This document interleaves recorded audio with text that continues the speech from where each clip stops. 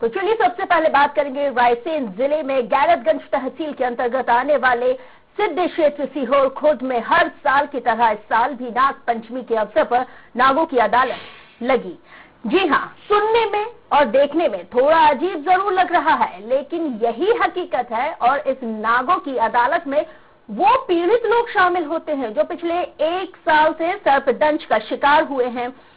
सर्पदंश से पीड़ित व्यक्ति के गले या हाथ पर बंधा कर यहाँ लाया जाता है, उनको बांध कर लाया जाता है अदालत में। ये पंडा अजब सिंह सर्पदंश से पीड़ित महिला, पुरुष और बच्चों को नीम के पत्तों से मंत्र द्वारा झाड़ फूंक करते हैं और उस सर्पदंश से पीड़ित व्यक्ति में सर्प की आत्मा को बुलाकर उससे काटने की वजह पूछने का दावा किया जाता है और ये पूछा जाता है कि इन्हें सांप ने आखिर क्यों काटा, और वजह भी बाकायदा बताई जाती है। और ये दावा भी किया जाता है कि सांप की आत्मा खुद यहाँ आती है और बताती है कि आखिर क्यों और कब इसे काटा था, और आखिर में सर्पदंश शिकार को दूध पिलाकर उसे मुक्ति दिलाने का दावा भी किया जाता है। हालांकि इस खबर को दिखाने का मकसद अंधविश्वास को बढ़ावा देना कतई नहीं है। हमारा मकसद किसी की भावनाओं को ठेस पहुंचाने का भी नहीं है। हमारा मकसद सिर्फ ये है कि 21वीं सदी में भी किस तरह से लोग आज भी अंधविश्वास की तरफ लगातार बढ़ते जा रहे हैं।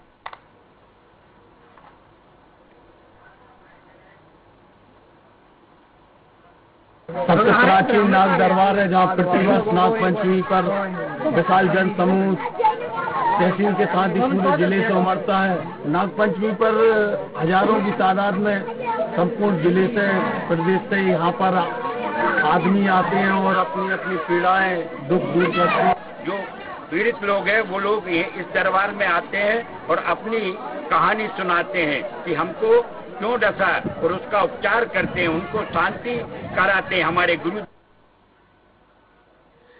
संवाददाता हरिओम फोन लाइन पर जुड़ गए हैं। हरिओम, कब से ये मेला लग रहा है, कब से ये सांपों की अदालत लग रही है?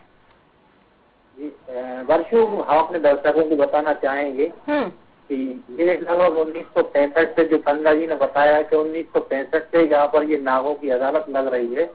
इसमें साल भर के अंदर जो भी सर्पदंश से शिकार होते हैं उनको रामरसिया दरबार के नाम से गांठी बांधी जाती है। गांठी में एक धागा होता है जिसमें लगभग 5 गठाने लगाई जाती हैं स्थान के नाम से, और गांठ लगाने के बाद में फिर उस व्यक्ति को यहाँ पर रामरसिया दरबार में लाया जाता है और उसके बाद जब वो सही हो जाता है तो प्रत्येक वर्ष नाग पंचमी होती है।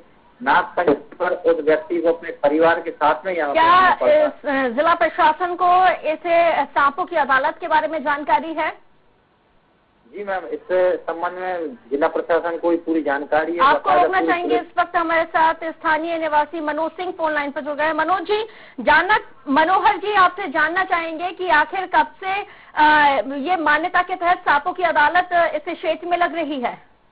ये 2080 से ये चालू है। यहाँ पर जब जिसको सर्प काटता है, तहसील में या जिले में कहीं भी किसी को सर्प काटता है तो अपने रामरसिया दरबार सिहोरा खुर्द में एक शेष नाम का मंदिर है। शेष नाम जी के मंदिर पे अपने पंडा जी हैं, उनको घासी बांध देते हैं रामरसिया दरबार के नाम की।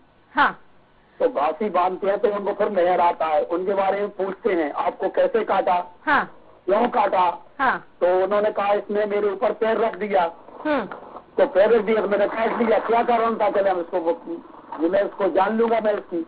तो वो बक करता है, फिर अपने आप बक करता है। उसके अंदर सिर में जो मेहर आते हैं, जो आत्मा आती है सर्प की, वो स्वयं वो बखान करती है। मनोज जी, कितने लोग हर साल पहुंचते हैं यहाँ पर? क्या आपको नहीं लगता है कि इस तरह से अंधविश्वास को भी बढ़ावा दिया जा रहा है? इसके बारे में कम से कम 2500 आदमी इकट्ठे होते हैं और साल में 50-100 आदमी को सर्प काटता है। कम से कम 50 से 100 के बीच में सब जो काटते हैं साल में, तो सब अपने नाग पंचमी के दिन उनकी अदालत लगाई जाती है। तो उस अदालत में सबका निर्णय किया जाता है। जी बिल्कुल, तो पंडा जी द्वारा झाड़ फूंक करके उनको सही किया जाता है। जी बिल्कुल, शुक्रिया मनोहर जी हमारे साथ जुड़ने के लिए, बातचीत करने के लिए। महेंद्र चौबे श्रद्धालु हैं और मयंक चौबे श्रद्धालु हैं, स्थानीय निवासी हैं, वो भी हमारे साथ फोन लाइन पर जुड़ गए। मयंक जी, क्या कुछ मान्यता है इस सांपों की अदालत की, और साथ ही आपको क्या लगता है जिस तरह से यहाँ पे सांपों की अदालत लगती है वो ठीक है?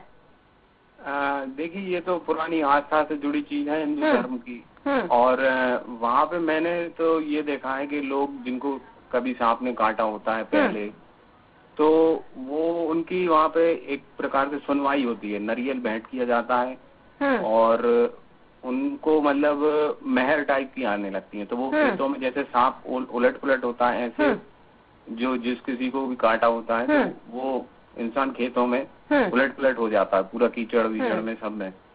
और बाकी ये तो अब वही है कि जिसके साथ होता है तो वो अपनी आस्था रखता है। कहाँ से लोग पहुँचते हैं सांपों की अदालत में?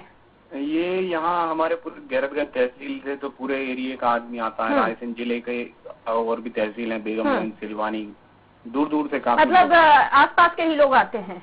हाँ। अच्छा मयंक जी, साथ ही जानना चाहेंगे कि अगर 100 लोग पहुंच रहे हैं इस सांपों की अदालत में, तो 100 में से कितने लोगों को फायदा होता है? अब ये तो ऐसा है कि वो उस टाइम पे सबकी पुकारें लगती हैं, उनमें से किसी 20 को आ पाता है, 100 को पूरों को नहीं हो पाता। तो उनसे उनका सांप काटने का कारण पूछ लिया जाता है कि फायदा 100 में से 20 लोगों को फायदा होता है, 80 को नहीं होता है। नहीं, फायदा तो सबको है। फायदा तो सबको मिला हुआ होता है। जो वहाँ पे घासी बांधी जाती है गले में, तो वो भी नागपंचमी के दिन खुलती है। क्या जैसे आपने बताया कि सांपों की आत्मा आती है, तो क्या जब सांपों की आत्मा उस इंसान में प्रवेश करती है तो क्या कुछ बातचीत होती है, क्या कुछ बताया जाता है? वो यही काटने का कारण कि मतलब क्यों काटा था, कब काटा था, तो वो पूरा आदमी उस समय बताने लगता है कि मैं। मयंक जी, क्या नहीं लगता आपको कि इस तरह से ये जो सांपों की अदालत लग रही है, इससे अंधविश्वास को बढ़ावा दिया जा रहा है? नहीं, अब इसको मैं अंधविश्वास तो नहीं बोल सकता। अब ये तो अपनी अपनी आस्था है, जो जितना रखता है तो वो अपने हिसाब से करता है। चलिए, शुक्रिया हमारे साथ जुड़ने के लिए, बातचीत करने के लिए। शानू मंसूरी जी हमारे साथ फोन लाइन पर जुड़ गए हैं, जानकार हैं। शानू जी, जाहिर सी बात है आपको इस सांपों की अदालत के बारे में जानकारी होगी ही। आपसे ही जानना चाहेंगे कि कितना फायदा लोगों को होता है, और क्या इस तरह से जो अदालत लग रही है, क्या आपको नहीं लगता कि अंधविश्वास को बढ़ावा दिया जा रहा है?